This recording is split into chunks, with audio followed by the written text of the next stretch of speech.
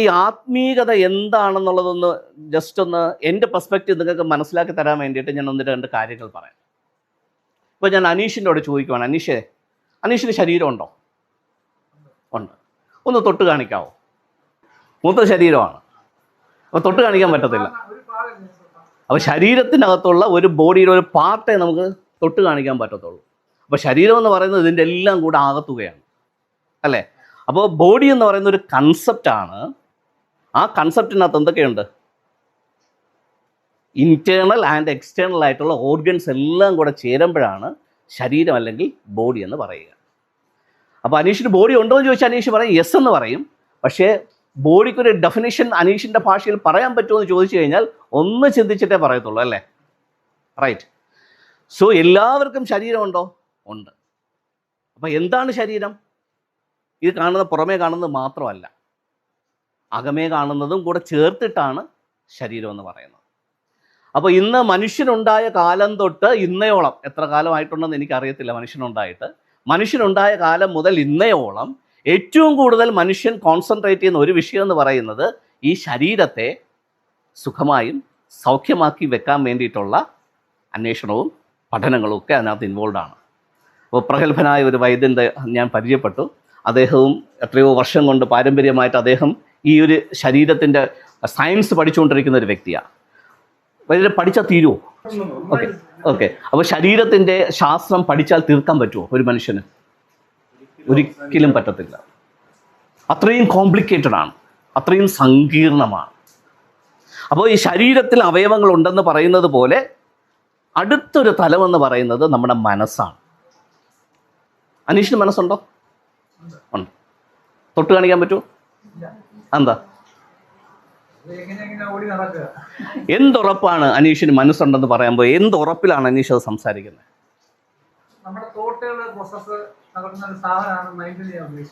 Okay. അപ്പോൾ നമുക്ക് ഇങ്ങനെ വേണമെങ്കിൽ അതിനെ ഡിഫൈൻ ചെയ്യാം, അല്ലെങ്കിൽ അതിനെ കൺക്ലൂഡ് ചെയ്യാം. അതായത് എനിക്ക് ഓർമ്മയുണ്ട്, എനിക്ക് ബുദ്ധിയുണ്ട്, എനിക്ക് വികാരങ്ങളുണ്ട്, ചിന്തിക്കാനുള്ള കഴിവുണ്ട്, പല ചിന്തകൾ വരുന്നുണ്ട്. അങ്ങനെ എൻ്റെ ഈ കാര്യങ്ങളെല്ലാം കണക്റ്റഡായിട്ട് വരുന്നത് കൊണ്ട് അതിനെ എനിക്ക് എന്തോ ഒരു പേര് കൊണ്ട് പറയാം. ഒന്നുകിൽ സോൾ എന്നോ ദേഹി എന്നോ അല്ലെങ്കിൽ പേഴ്സണാലിറ്റി എന്നോ അല്ലെങ്കിൽ മനസ്സെന്നോ ഒക്കെ വേണമെങ്കിൽ പറയാം, അല്ലേ? സോ മനസ്സെന്ന് പറയുന്നത് മെഗെയിൻ എ കൺസെപ്റ്റ്. അതിനകത്ത് എന്തുണ്ട്? ഒത്തിരി എലിമെൻറ്റ്സ് ചേരുന്നതാണ് നമ്മുടെ മൈൻഡ് എന്ന് പറയുന്നത്. ആണോ? അതെ. പക്ഷേ ശരീരത്തിനെ കുറിച്ച് പഠിക്കുന്നതിനേക്കാൾ കൂടുതൽ പഠിക്കേണ്ടതാണ് മനസ്സിനെ കുറിച്ച്. പക്ഷെ എന്തുകൊണ്ടോ ഈ അടുത്ത കാലഘട്ടത്തിലാണ് മനുഷ്യൻ്റെ മനസ്സിനെ കുറിച്ചൊക്കെ കുറച്ചുകൂടെ കൂടുതൽ ഗവേഷണങ്ങൾ നടക്കുന്നത്, അല്ലേ? ഒരു പനി വന്നാലോ അല്ലെങ്കിൽ ശരീരത്തിൽ എന്തെങ്കിലും അസുഖം വന്നാലോ നമുക്കൊരു ഇൻഹിബിഷനും ഇല്ലാതെ നമ്മൾ ഡോക്ടറെ കാണാൻ പോകും. അത് ആയുർവേദമാണെങ്കിലും കുഴപ്പമില്ല, അലോപ്പതി ആണെങ്കിലും കുഴപ്പമില്ല, ഹോമിയോപ്പതി ആണെങ്കിലും കുഴപ്പമില്ല, നമ്മൾ പോകും, ഇല്ലേ? നമുക്ക് പ്രത്യേകിച്ച് നാണമാനമൊന്നും ഇല്ല അതിന്. പക്ഷെ മനസ്സിനൊരു പ്രശ്നം വന്നിട്ട് ഒരു ഡോക്ടറെ കാണണമെന്ന് പറയുമ്പോൾ നമ്മൾ 2-3 വട്ടം ആലോചിക്കും, പോണോ വേണ്ടേ എന്ന്. എന്തുകൊണ്ടാണ്? നമ്മുടെ സമൂഹം പിന്നെ നമ്മൾ കാണുന്ന വേറൊരു ലെൻസിലായിരിക്കും. അപ്പം മനസ്സിനുണ്ടാകുന്ന പ്രശ്നങ്ങൾ ശരീരത്തിനുണ്ടാകുന്ന പ്രശ്നങ്ങളെക്കാൾ കോംപ്ലിക്കേറ്റഡ് ആണെങ്കിൽ പോലും നമ്മൾ പെട്ടെന്ന് ഒരു അഡ്വൈസിന് വേണ്ടിയിട്ട് ഒരു ഡോക്ടറെ അടുത്തോ ഒരു എക്സ്പെർട്ടിൻ്റെ അടുത്തോ പെട്ടെന്ന് പോകാറില്ല.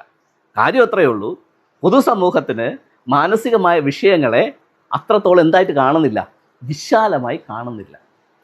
ആ മേഖലയിലുള്ള പഠനങ്ങളും വളരെ വളരെ കുറവാണ്. എനിക്കറിയാം അനീഷിന് അതുമായിട്ട് ബന്ധപ്പെട്ടിട്ട് കുറച്ച് എക്സ്പീരിയൻസ് ഉണ്ട്. സോ ഞാൻ പറഞ്ഞു വന്നത്, മനുഷ്യൻ്റെ ശരീരത്തെക്കുറിച്ചും മനുഷ്യൻ്റെ മനസ്സിനെക്കുറിച്ചും കുറേ കാര്യങ്ങൾ മനുഷ്യന് അറിയാം.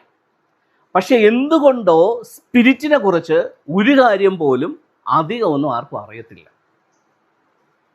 ഇതിന് രണ്ടിനേക്കാളും പവർഫുള്ളാണ് മനുഷ്യൻ്റെ സ്പിരിറ്റ് എന്ന് പറയുന്നത്. അപ്പോൾ ഭൂരിഭാഗം ജനങ്ങളും ഇന്ന് സ്പിരിറ്റ് എന്ന് പറയുമ്പോൾ കാണുന്നത് അങ്ങനെ ഒന്നില്ല എന്നുള്ളതാണ്. എസ്പെഷ്യലി സയൻസ് പരമായിട്ട് ഡോക്ടറോ അല്ലെങ്കിൽ അങ്ങനെയുള്ള സയൻറ്റിഫിക്കലായിട്ടുള്ള ആൾക്കാർ, ഗവേഷണങ്ങൾ നടത്തുന്ന ആൾക്കാർ അങ്ങനെ ഒരു സാധനം ഇല്ലെന്നാണ് പറയുന്നത്. പക്ഷേ അങ്ങനൊരു സാധനം ഉണ്ട്. ശരീരത്തെക്കുറിച്ച് പറഞ്ഞതുപോലെ മനസ്സിനെക്കുറിച്ച് പറഞ്ഞതുപോലെ ഞാൻ ചില കാര്യങ്ങൾ പറയുമ്പോൾ നിങ്ങൾക്കതുണ്ടോ എന്ന് നിങ്ങൾക്ക് മനസ്സിലാവും. ഞാൻ അനീഷിനോട് ആദ്യം ചോദിച്ച ക്വസ്റ്റ്യൻ ശരീരം ഉണ്ടോ എന്നാണ്. രണ്ടാമത് ചോദിച്ച ചോദ്യം മൈൻഡ് ഉണ്ടോ എന്നാണ്. മൂന്നാമത് ചോദിക്കാൻ പോകുന്ന ചോദ്യം, അനീഷിന് സ്പിരിറ്റ് ഉണ്ടോ? എങ്ങനെ അറിയാം? കാണാൻ പറ്റത്തില്ല. എങ്ങനെ അറിയാം? എന്താ ഉറപ്പ്? ഓക്കെ, ഞാൻ ഈ ശരീരത്തിൻ്റെ അവയവങ്ങളെ കാര്യം പറഞ്ഞതുപോലെ, മനസ്സിലെ ഘടകങ്ങൾ പറഞ്ഞതുപോലെ, ഞാൻ സ്പിരിറ്റിൻ്റെ ഘടകങ്ങളെക്കുറിച്ച് പറയാം. അപ്പം നിങ്ങൾക്ക് ചിന്തിക്കാൻ പറ്റും. നിങ്ങൾക്ക് ജീവനുണ്ടോ? ഉണ്ട്. അതെവിടെയാണ് ഇരിക്കുന്നത്?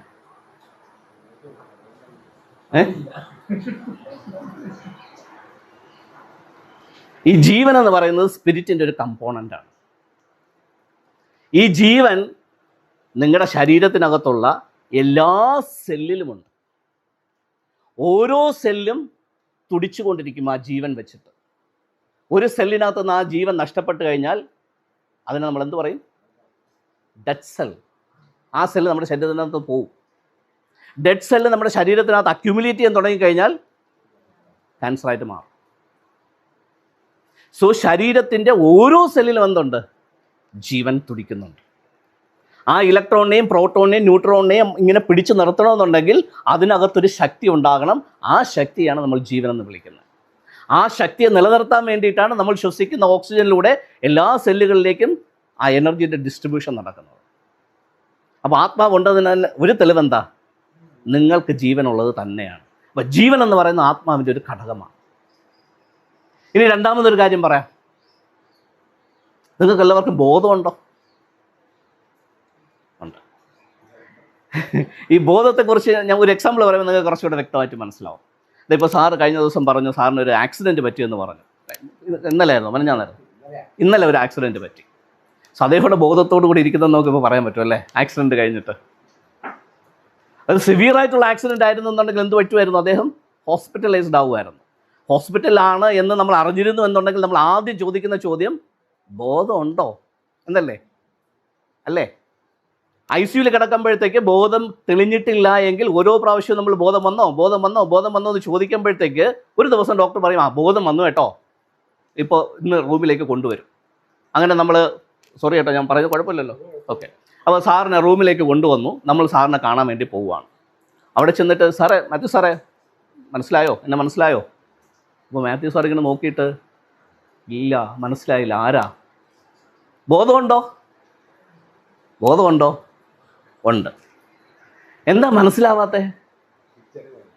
സുബോധം വന്നിട്ടില്ല അല്ലേ?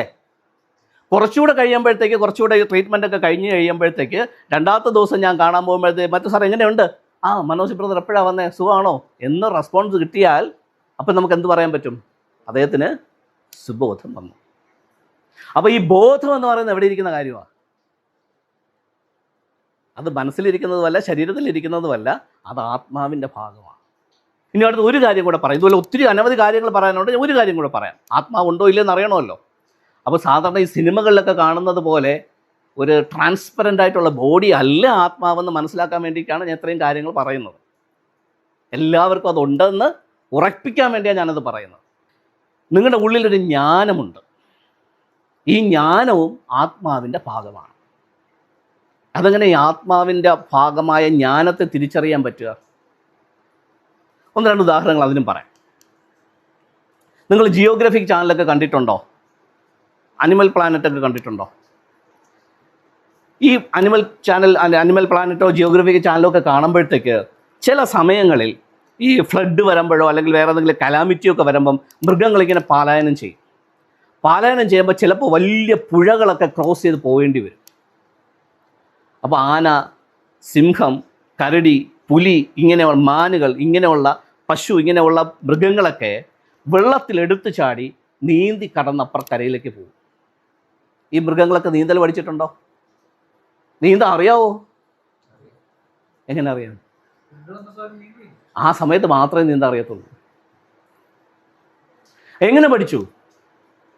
സ്വിമ്മിങ് ക്ലാസ്സിൽ പോയിട്ടുണ്ടോ? അപ്പനും അമ്മയും കൂടെ യു ക്യാൻ ഡു ഇറ്റ് എന്ന് പറഞ്ഞ് പുഷ് ചെയ്യോ? ഇല്ല. സോ ഇത് ജന്മന അകത്തുള്ള കാര്യത്തെയാണ് നമ്മളെന്ത് വിളിക്കുന്നത്? ജ്ഞാനമെന്ന് വിളിക്കുന്നത്. നമുക്കിതുണ്ടോ? നമുക്കിതുണ്ട്. പക്ഷെ നമ്മളിതിനെ ഈ ലോകത്തുനിന്ന് കിട്ടുന്ന സാധനം വെച്ച്, ഡ്യൂപ്ലിക്കേറ്റ് സാധനത്തിനെ വെച്ച് എന്ത് ചെയ്യുക? അടച്ചു വെച്ചേക്കുക. അവിടെ ഒരു എക്സാമ്പിൾ പറയാം. നമ്മളടുത്ത് എല്ലാവരും അപ്പനമ്മയും പറഞ്ഞിട്ടുണ്ടാവും, നിങ്ങൾ പുഴയുടെ സൈഡിലോ തോടിൻ്റെ സൈഡിലോ ഒക്കെ പോകുമ്പോഴത്തേക്ക് മോനെ വെള്ളത്തിൽ ഇറങ്ങരുത്. ഇറങ്ങി എന്ത് ചെയ്യും? മുങ്ങിപ്പോവും. തോടും പുഴയൊക്കെ പിന്നെയും സഹിക്കാം. കടലിലോട്ട് എങ്ങാനും പോയി ആ തിരമാലയുടെ അടുത്ത് ചവിട്ടാൻ പോയി കഴിഞ്ഞാൽ അപ്പനമ്മ എന്ത് വിളിക്കും? ഇങ്ങോട്ട് വാടാ, ഇങ്ങോട്ട് വാടാ. നിന്റെ കടലെടുത്തോണ്ട് പോയി കഴിഞ്ഞാൽ കിട്ടത്തില്ല, ഇങ്ങോട്ട് വാടാന്ന് വിളിക്കും അല്ലേ? അപ്പം നമ്മുടെ മൈൻഡിനകത്ത് ഒരു കാര്യം ഇങ്ങനെ രജിസ്റ്റർ ആയിക്കൊണ്ടിരിക്കുക. എന്താ? വെള്ളത്തിലിറങ്ങിയാൽ ഞാൻ എന്ത് ചെയ്തു?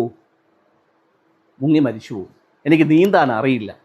നീന്താൻ അറിയുന്നുണ്ടെങ്കിലും അടിയൊഴുക്കോ പിന്നെ ഒത്തിരിയേറെ പ്രഷർ വരികയാണെങ്കിൽ ഞാൻ എന്ത് ചെയ്തു പോവും? ആ വെള്ളത്തിൽ കിടന്ന് മരിച്ചു പോകുമെന്നുള്ളൊരു അറിവ് ആരിൽ നിന്ന് കയറുക? അപ്പനിൽ നിന്നും അമ്മയിൽ നിന്നും സമൂഹത്തിൽ നിന്നും എൻ്റെ അകത്തേക്ക് കയറുക. അപ്പോൾ നേരത്തെ പറഞ്ഞതുപോലെ ഒരു കലാമിറ്റി വരുമ്പോൾ, നമുക്ക് ഇടയ്ക്ക് വെള്ളപ്പൊക്കമൊക്കെ വന്നില്ലേ കേരളത്തിനകത്ത് ഒരു കുറച്ച് വർഷങ്ങൾക്ക് മുമ്പേ, അതുപോലെ എന്തെങ്കിലും ഒരു അത്യാഹിതം വന്ന് നമ്മൾ വെള്ളത്തിലായിപ്പോയി കഴിഞ്ഞാൽ ആദ്യം വരുന്ന ചിന്ത എന്തായിരിക്കും? വെള്ളത്തിൽ വീണു, ഞാൻ തീർന്നു. ആര് പറഞ്ഞ ചിന്തയാ? അപ്പം പറഞ്ഞ് കയറ്റിച്ചത്, അമ്മ കയറ്റിച്ചത്, സമൂഹം കയറ്റിച്ച ചിന്ത. ഇതായിരിക്കും ആദ്യം ട്രിഗർ ചെയ്യുന്നത് അല്ലേ? കയറി വരുമോ? ചൈനയിലൊക്കെ പോയി കഴിഞ്ഞാൽ ന്യൂ ബോൺ ബേബി എടുത്ത് അവർ വെള്ളത്തിൽ ഇടുമെന്ന ഫ്ലോട്ട് ചെയ്ത് നടക്കും. ന്യൂ ബോൺ ബേബി, അതും മലന്ന് കിടന്നിട്ട്. എന്ത് കയറിയില്ല? എന്ത് കയറാത്തതുകൊണ്ടാ? ഈ ചിന്ത കയറാത്തതുകൊണ്ട്, ഈ തോട്ട് വരാത്തതുകൊണ്ട്, അല്ലെങ്കിൽ ഈ അറിവകത്ത് കയറാത്തതുകൊണ്ടാണ്. സോ എൻ്റെ അകത്ത് വെള്ളത്തിൽ വീണാൽ നീന്താൻ പറ്റുന്ന ഒരു ജ്ഞാനമുണ്ട്. പക്ഷെ ആ ജ്ഞാനത്തെ ഞാൻ എന്തുകൊണ്ട് റീപ്ലേസ് ചെയ്തു? വെള്ളത്തിൽ വീണാൽ നീന്താൻ അറിയില്ലെങ്കിൽ ചത്തുപോകുമെന്ന് അപ്പം പറഞ്ഞ അമ്മ പറഞ്ഞ ആ അറിവ് കൊണ്ട് ഞാനിതിനെ ഓവർ റൈഡ് ചെയ്തു. അപ്പം ജ്ഞാനം മുങ്ങി, അറിവ് പൊങ്ങി. അതുകൊണ്ട് എൻ്റെ ജീവിതം മുങ്ങിപ്പോകും. ഇങ്ങനെ നമ്മൾ ജനിച്ചത് തൊട്ട് കേൾക്കുന്ന അറിവുകളെ ബേസ് ചെയ്താണ് നമ്മുടെ ജീവിതം മുമ്പോട്ട് പോകുന്നത്. ഏതിനെ ബേസ് ചെയ്തിട്ടല്ല? ജ്ഞാനത്തെ ബേസ് ചെയ്തിട്ടല്ല. ഒരു കോഴിക്കുഞ്ഞ് മുട്ടയിൽ നിന്ന് വിരിഞ്ഞ് വെള്ളത്തിൻ്റെ അടുത്ത് പോയി കഴിഞ്ഞാൽ അത് തിരിഞ്ഞോടും. പക്ഷെ ഒരു താറാ കുഞ്ഞ് മുട്ടയിൽ നിന്ന് വിരിഞ്ഞ് നമ്മളതിനെ വെള്ളത്തിൻ്റെ അടുത്ത് കൊണ്ട് വിട്ടാലോ അത് തന്നെ നീന്തി പോകും. ആരും പഠിപ്പിക്കേണ്ട, പ്രോത്സാഹിപ്പിക്കുകയും വേണ്ട. റൈറ്റ്? ഇതാണ് ജ്ഞാനവും അറിവും തമ്മിലുള്ള വ്യത്യാസം. സോ ഈ ജ്ഞാനം ഏതിൻ്റെ ഭാഗമാണ്? സ്പിരിറ്റിൻ്റെ ഭാഗമാണ്, ആത്മാവിൻ്റെ ഭാഗമാണ്. ഇനി പറഞ്ഞു, നിങ്ങൾക്ക് ആത്മാവുണ്ടോ? ഉണ്ടോ? സോ ഇതാണ് ആത്മാവെന്ന് പറയുന്നത്. ഇതിന് ഇതുപോലെ ഒത്തിരി സബ്ഡിവിഷൻ ഉണ്ട്. ഞാൻ കൂടുതൽ അതിലേക്ക് പോകുന്നില്ല. നമുക്ക് പിന്നെ ഇതുപോലുള്ളൊരു പഠന മേഖലയ്ക്കൊക്കെ സഹായകരമായ ഒരു എൻവോൺമെൻറ്റ് വരുമ്പോൾ ആത്മാവിനെ കുറിച്ച് പഠിക്കും.